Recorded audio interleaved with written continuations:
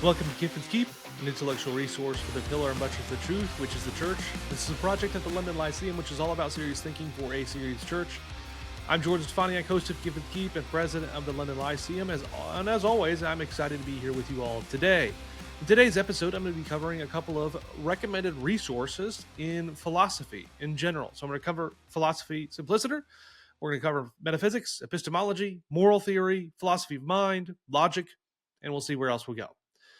Before we jump into the video, remember to like the video if you enjoyed the content so that other people can find it and see it and watch it and benefit from it too. Subscribe to the channel so you don't miss anything. So if you're brand new to watching, make sure to click that little bell and so you won't miss any of our content. And then drop a comment if you appreciated the resources here. And if you got some other ones that you want to recommend yourself, do so. I'd really appreciate it. Maybe I missed it myself. Okay, let's jump in. Before I give you recommended resources, let's just start with the question of, do you need formal education if you want to understand more about philosophy? Well, that depends on your goal. Do you want to be a philosopher by vocation? Do you want to be a theologian? Do you want to do these other sort of like vocational teaching stuff?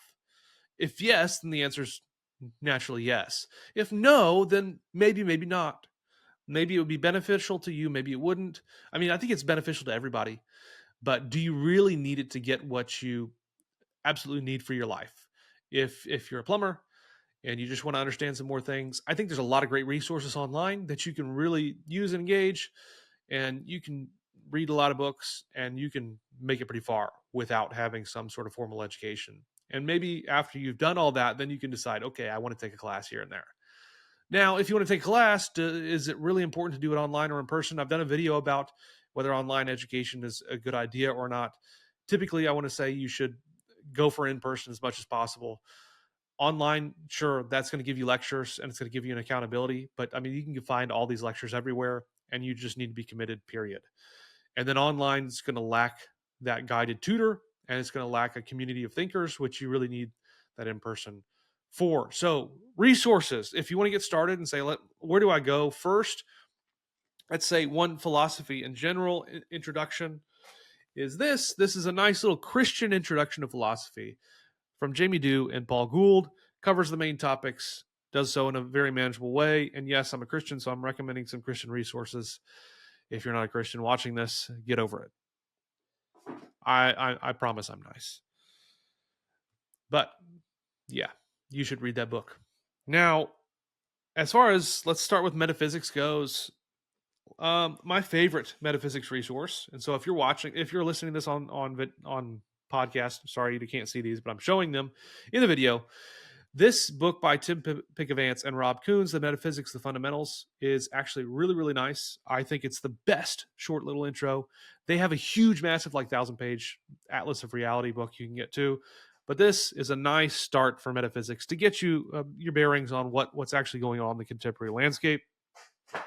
If you're brand new and you're really fearful, start with Stephen Mumford's Little Metaphysics, a very short introduction. It's great.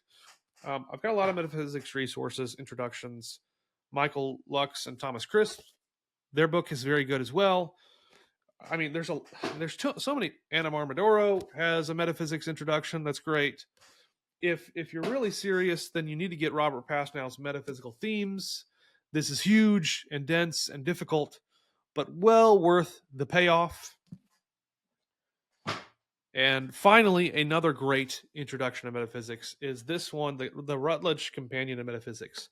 It's got some history of metaphysics, it's got some special topics in metaphysics, and it's multi-authored, and it's actually really, really, really well done. I highly recommend this one. It's just a lot.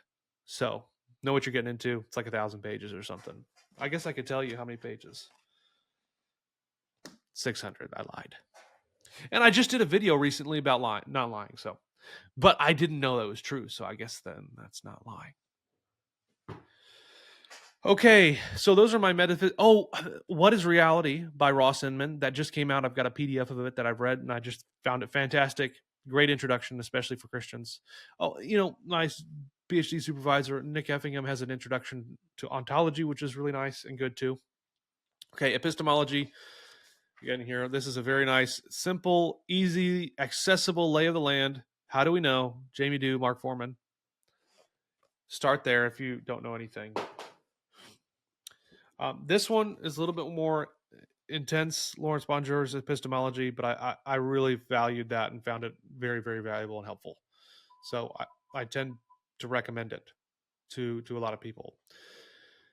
Does that mean, so I record these at night. My son wakes up, and yes, he is awake. I'll have to finish this video when I can finish this video. Maybe, maybe not. He seemed to have stopped. We are in luck. We can continue on. Never mind, we can't continue on. I'll be back. All right, where were we? We were discussing things. And by the way, a reminder, I think I made a comment or a remark about being nice. Niceness is not a virtue, but kindness is, and I hope to be kind. Oh yes, Alvin Plantinga's Warrant, the Current Debate. So he's got a whole trilogy of books on Warrant with the title. You need to read them all for epistemology. But this one especially gives you the lay of the land. Very, very valuable. Let's see. Did I have any other ones? Oh, if you're brand new, the Alvin Plantinga has distilled his stuff into a small little book called Knowledge and Christian Belief. Recommend that. Moral theory. I've got a bunch. We'll see. So if you don't know anything about it, I mean, Alistair McIntyre's, his After Virtues, necessary reading. A nice, but you might find yourself challenged if you're not super used to the literature. A nice little start is Luke Bretherton's a Primer in Christian Ethics, or Primer. I don't know what the right pronunciation is. This is a nice little introduction, though, just to some of the topics in moral theory. Jennifer Hurt has two really, really great books, Putting on Virtue and Forming Humanity. Both of them are very valuable and useful to be read. There's also a moral theory introduction, and it's escaping me right now. I should know it.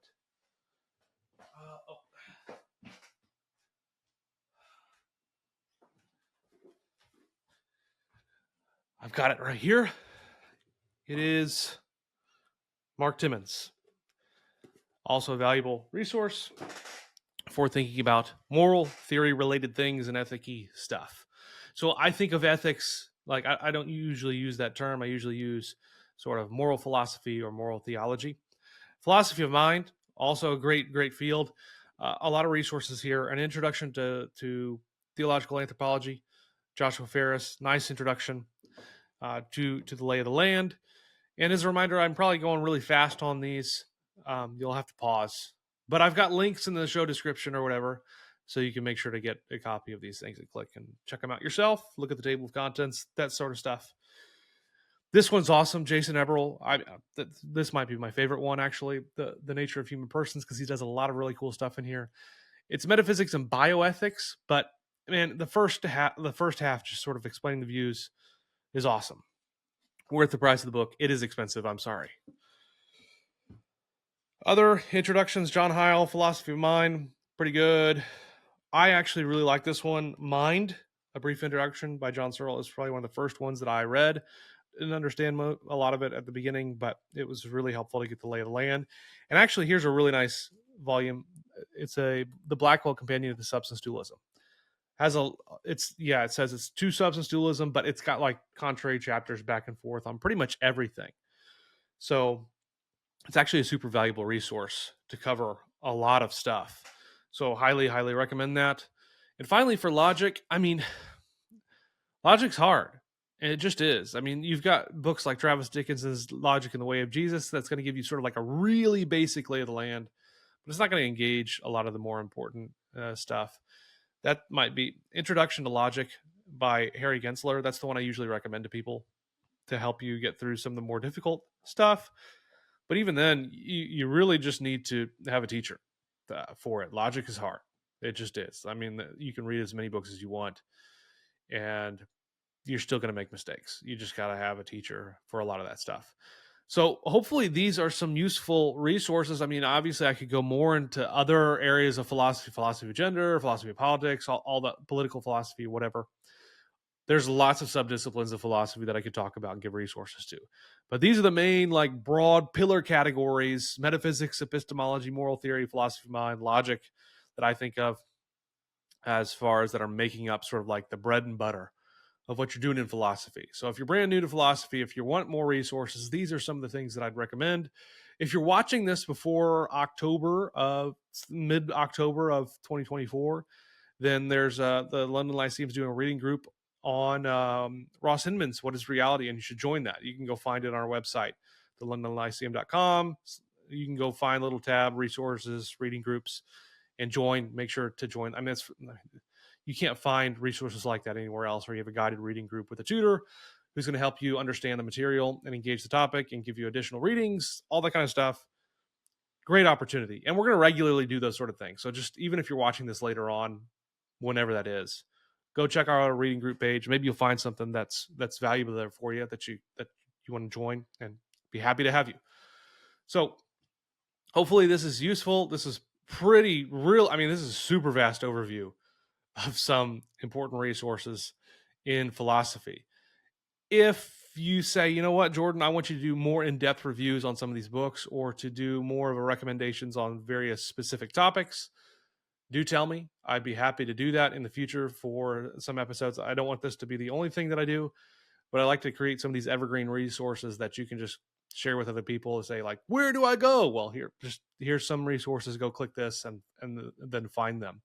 And yeah, I think most of these are pretty good starting points. Some of them more challenging than others, but most people, I mean, if you're watching this and you're interested, you can handle it. You just might have to tread water a little bit sometimes, and that's fine. I've always found that jumping in the deep end is useful. You kind of learn how to swim, or you're going to sink, and so you're forced to learn how to swim, and you pick up stuff along the way. At least that's my experience. Anyway, hopefully this is useful. As I said, I appreciate you all watching this, and look forward to thinking with you all soon.